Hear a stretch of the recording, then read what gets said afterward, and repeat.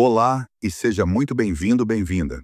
Hoje vamos abordar um tema que gera muita curiosidade e debate: as visões do céu e do inferno. Será que essas experiências têm base bíblica ou colocam em risco a suficiência das Escrituras?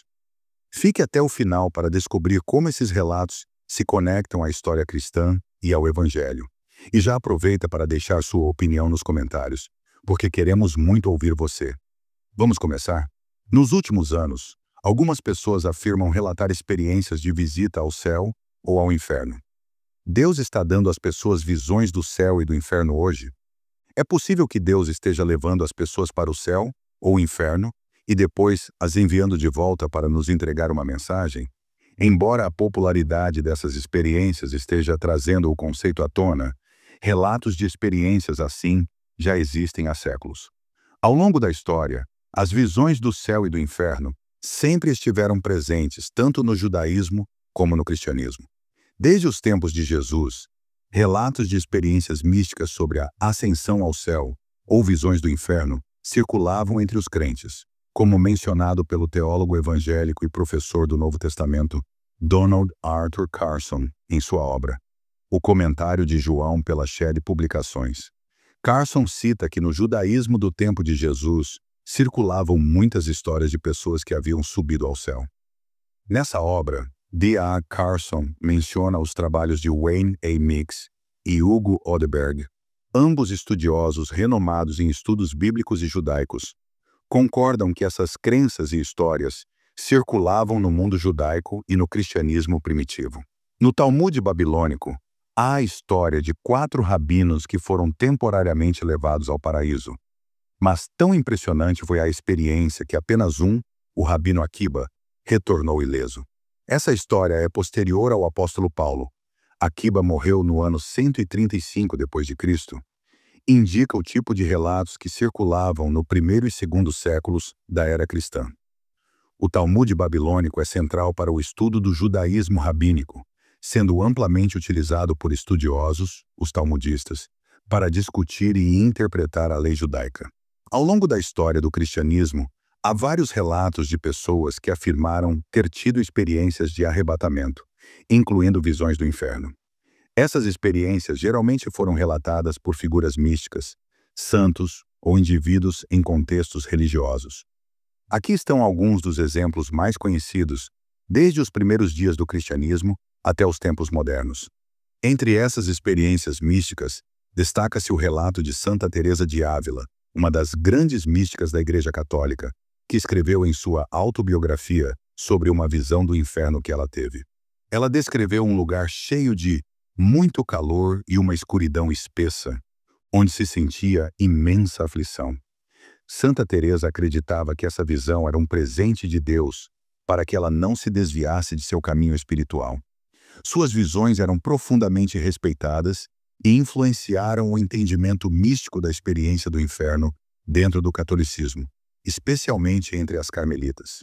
Assim como Santa Teresa de Ávila, Santa Faustina Kowalska, uma mística polonesa, relatou ter tido várias visões do inferno que foram documentadas em seu diário, que mais tarde se tornou a base para a devoção à Divina Misericórdia. Ela descreveu um inferno cheio de escuridão e sofrimento, onde as almas estavam em um estado contínuo de desespero.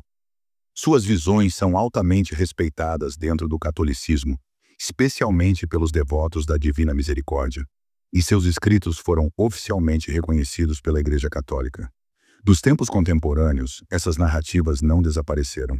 Pelo contrário, parecem ter se adaptado ao contexto moderno, continuando a instigar e a desafiar a imaginação das pessoas.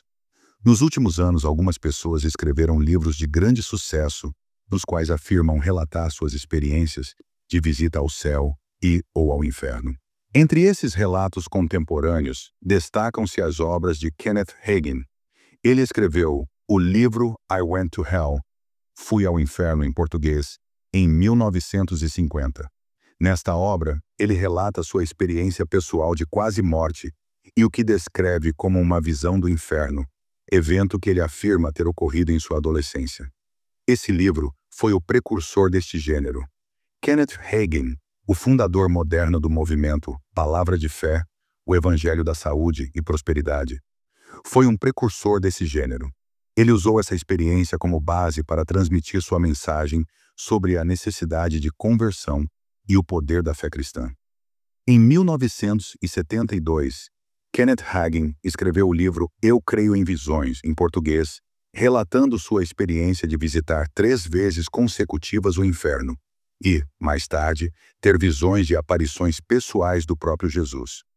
Ambos os livros abordam a famosa visão do inferno que ele afirma ter tido durante sua juventude.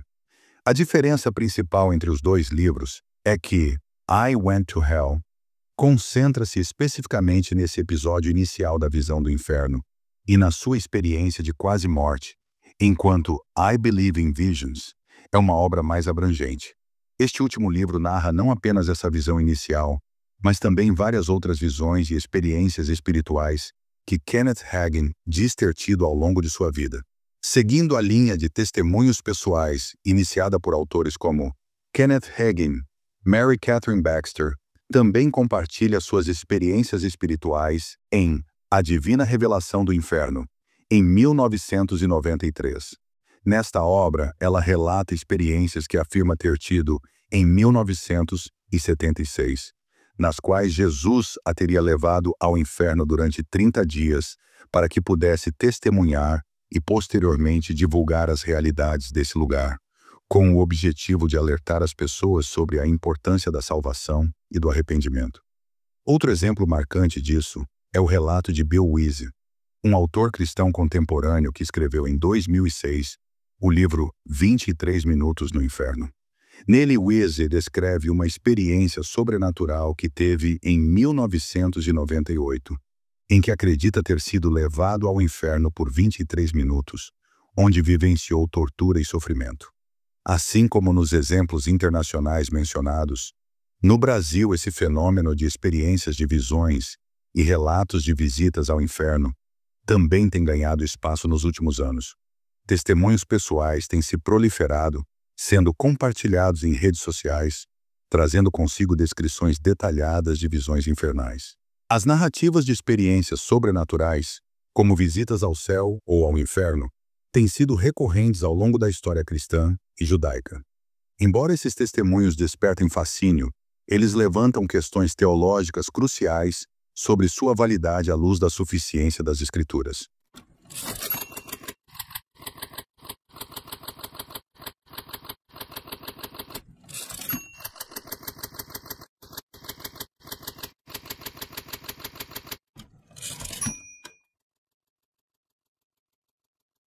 Nesse contexto, é necessário examinar como tais relatos se relacionam ou entram em conflito com a revelação bíblica. A suficiência bíblica é um tema amplamente reconhecido e defendido por diversos estudiosos ao longo da história. Entre os muitos que escreveram sobre o assunto, selecionei 2 autores a título de exemplo: Joel R. Beeke e Paul M. Smalley, em Teologia Sistemática Reformada, e Vincent Chung, em sua obra Teologia Sistemática. Esses autores, entre tantos outros, articulam uma visão coerente e profunda sobre a centralidade das Escrituras para a fé e a prática cristã. O conceito de suficiência bíblica, conforme articulado por Joel R. Beeke e Paul M. Smalley, em Teologia Sistemática Reformada, declara que tudo o que é necessário à fé salvadora e à vida espiritual é ensinado na Bíblia. A doutrina da suficiência bíblica, como exposta por Joel R. Beeke e Paul M. Smalley, converge de maneira coerente com as ideias articuladas por Vincent Chung em Teologia Sistemática, ao enfatizar que a Bíblia é a fonte completa e exclusiva de tudo o que o cristão necessita. Joel R. Beeke e Paul M. Smalley destacam que a Bíblia contém tudo o que é necessário à fé salvadora e à vida espiritual. A suficiência das Escrituras, segundo Cheung, elimina a dependência de revelações extrabíblicas para a formação do pensamento cristão. Tudo o que o cristão precisa saber sobre Deus, o mundo e sua vocação está explícita ou implicitamente contido na Bíblia. Combinando as perspectivas de Joel R. Beeke, Paul M. Smalley e Cheung, conclui-se que a suficiência das Escrituras implica uma dependência exclusiva da Bíblia para conhecimento, direção e edificação espiritual. Isso não apenas desqualifica qualquer tentativa de colocar relatos místicos em pé de igualdade com a revelação bíblica, mas também orienta os cristãos a desenvolverem uma vida fundamentada inteiramente nas Escrituras. Essa perspectiva reflete uma compreensão amplamente compartilhada por diversos outros estudiosos das Escrituras. Ao longo da história da teologia cristã, muitos escritores enfatizam a suficiência das Escrituras como um princípio central da fé. Essa visão não é exclusiva de autores contemporâneos, mas se alinha a um legado que atravessa os séculos, encontrando expressões marcantes desde a época da Reforma Protestante até os dias atuais. Lutero enfatizou o princípio da suficiência das Escrituras na época da Reforma. Na verdade, um dos pilares da Reforma foi o princípio da sola Escritura, somente as Escrituras. Lutero enfatizou consistentemente a supremacia das Escrituras sobre as tradições e ensinamentos humanos, sustentando que a palavra de Deus é a fonte final de orientação para os cristãos. Nos dias de Jesus, ele frequentemente enfatizou a suficiência das Escrituras ao responder às questões teológicas e práticas.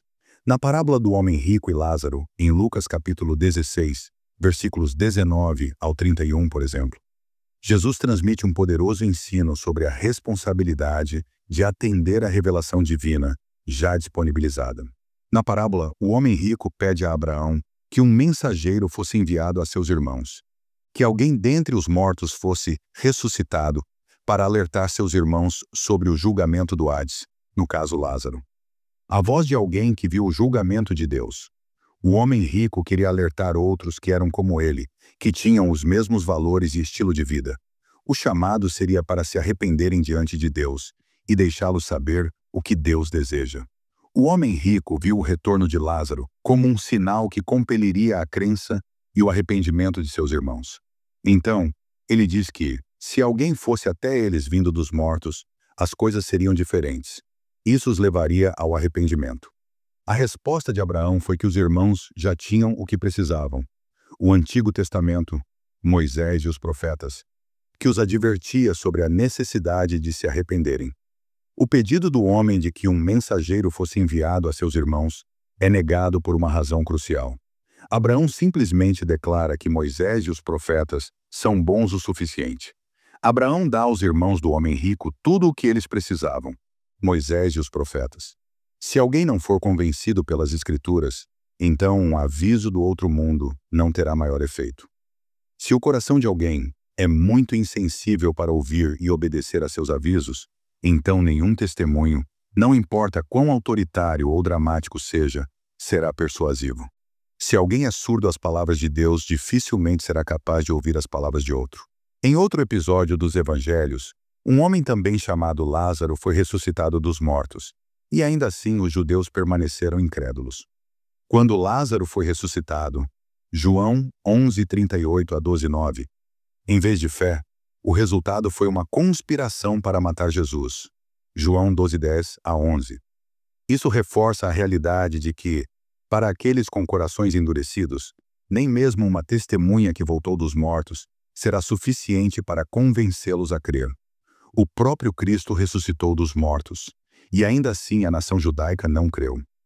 Uma vez que a descrença é, no fundo, uma questão de resistência do coração, e não meramente intelectual, nenhuma quantidade de evidências transformará a descrença em fé.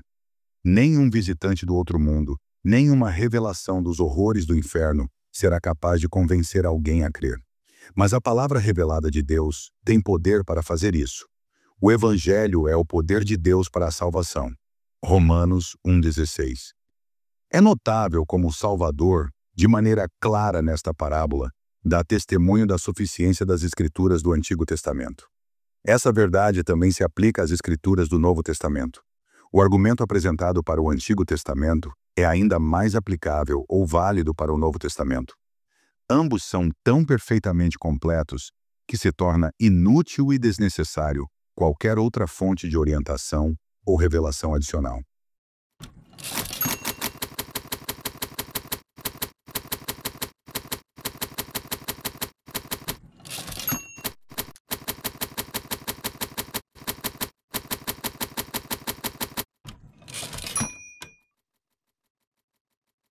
No capítulo 12 de 2 Coríntios, os inimigos de Paulo eram os chamados falsos apóstolos ou superapóstolos, mencionados anteriormente no capítulo 11, 2 Coríntios 11, 5, 13 a 15.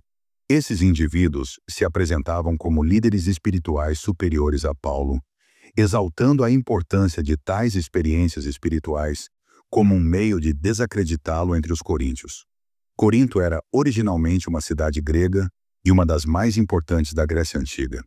Na época de Paulo, Corinto era uma colônia romana próspera e multicultural. Ela continuava a ser fortemente influenciada pelas tradições gregas, especialmente na filosofia, religião e estilo de vida. No mundo greco-romano, as pessoas valorizavam títulos e honrarias, e quem queria ser visto como um líder bem-sucedido precisava mostrar suas credenciais e conquistas que justificassem esse reconhecimento. Os gregos acreditavam que aqueles que realmente representavam os deuses experimentavam visões místicas. No mundo greco-romano, as experiências místicas e espirituais eram altamente valorizadas. Afirmar receber visões ou revelações implicava que a pessoa tinha uma forma extraordinária de comunicação com Deus. Os superapóstolos usavam supostas visões para se exaltarem e manipularem os coríntios, exigindo obediência aos seus ensinamentos. A verdade do Evangelho estava em risco, pois qualquer pessoa que alegasse ter recebido uma revelação especial poderia reivindicar a lealdade do povo de Deus. Se cada alegação de revelação especial fosse aceita, não haveria critério objetivo para julgar a verdade dessas alegações. Isso criaria um cenário de caos espiritual, onde a autoridade espiritual dependeria de experiências pessoais e não da palavra de Deus. A verdadeira autoridade e orientação para a vida cristã vem da palavra de Deus. Assim, foi necessário que Paulo, relutantemente, relatasse sua própria visão genuína ou perder a igreja para os falsos apóstolos. 2 Coríntios 11, 13 a 15, 20. Assim, foi necessário que Paulo, relutantemente, mesmo a contragosto, relatasse sua própria visão genuína. Antes de descrever sua visão sobrenatural, Paulo acrescentou mais uma ressalva às muitas que já havia escrito, especialmente em 2 Coríntios 10, 13 a 11 e 21, indicando mais uma vez o quão extremamente desagradável ele achava, até mesmo ostentação, a que havia sido forçado. Ele reconheceu que tal ostentação era necessária, mas enfatizou que não era lucrativa. Mesmo visões e revelações, incluindo a surpreendente que ele estava prestes a relatar, não eram úteis falar sobre. Elas não beneficiaram a igreja, ou então Paulo certamente teria falado dessa visão muitas vezes antes, porque elas não são verificáveis nem podem ser repetidas, e elas podem levar ao orgulho. Se Paulo se gabasse de suas visões, ele próprio poderia se tornar o centro de um culto à personalidade. O que é proveitoso é a Escritura, que é inspirada por Deus e proveitosa para ensinar, para repreender, para corrigir, para instruir na justiça. 2 Timóteo 3,16. Assim, Paulo recomendou aos anciãos efésios não a visões e revelações extrabíblicas, mas a palavra da sua graça, que era poderosa para edificá-los e dar-lhes herança entre todos os que são santificados. Atos capítulo 20, versículo 32. A Bíblia é completa e não precisa ser suplementada por nenhuma outra revelação. Paulo indica que teve essa visão do terceiro céu há 14 anos, o que teria sido consideravelmente antes de sua primeira visita a Corinto. Como ele não mencionou isso aos coríntios antes, ele provavelmente nunca considerou isso um evento de grande significado, pelo menos para eles. Além disso, ele mal se lembrava em que estado estava quando teve a experiência. Se no corpo ou fora do corpo, ele não sabe. Ademais, Paulo não retornou ileso. Ele recebeu uma enfermidade especial após essa jornada ao terceiro céu. Seu objetivo era mostrar que um conhecimento externo das Escrituras era desnecessário ao caráter apostólico. Suas credenciais como apóstolo não dependiam de experiências sensacionais. A experiência de Paulo difere significativamente tanto dos relatos antigos quanto dos modernos. Ela não pode ser usada para validar essas visões mais recentes. A experiência de Paulo foi registrada no contexto de defesa de sua autoridade apostólica. Ele menciona o arrebatamento relutantemente, sem detalhar o conteúdo da visão. Os relatos modernos frequentemente apresentam visões detalhadas com o objetivo de convencer as pessoas a crer ou a mudar suas atitudes. Há uma tendência de enfatizar detalhes vívidos e sensacionais das visões, muitas vezes com descrições específicas de céu, inferno ou eventos sobrenaturais. Isso contrasta com a postura de Paulo, que considerava o conteúdo de sua visão indescritível e não fez dela o centro de sua mensagem. Paulo não usou sua visão para validar ou suplementar o evangelho que pregava. Pelo contrário, ele reafirma que sua autoridade e o poder de sua mensagem vêm exclusivamente de Cristo e da Palavra de Deus. Os relatos modernos frequentemente sugerem que suas visões fornecem informações ou insights adicionais que não estão diretamente nas Escrituras. Isso é teologicamente problemático, pois coloca essas visões como suplementares ou até concorrentes à revelação bíblica, o que contradiz a doutrina da suficiência das Escrituras. A experiência de Paulo foi descrita de forma a não distrair do Evangelho de Cristo e da suficiência das Escrituras. Muito obrigado por assistir até aqui. Sua presença e engajamento são fundamentais para este canal. É um privilégio compartilhar esses temas tão importantes com você. Se você gostou do conteúdo, deixe seu like e compartilhe com quem pode se interessar. E claro, suas opiniões são sempre bem-vindas, então não deixe de comentar. Que Deus abençoe sua vida e nos vemos no próximo vídeo.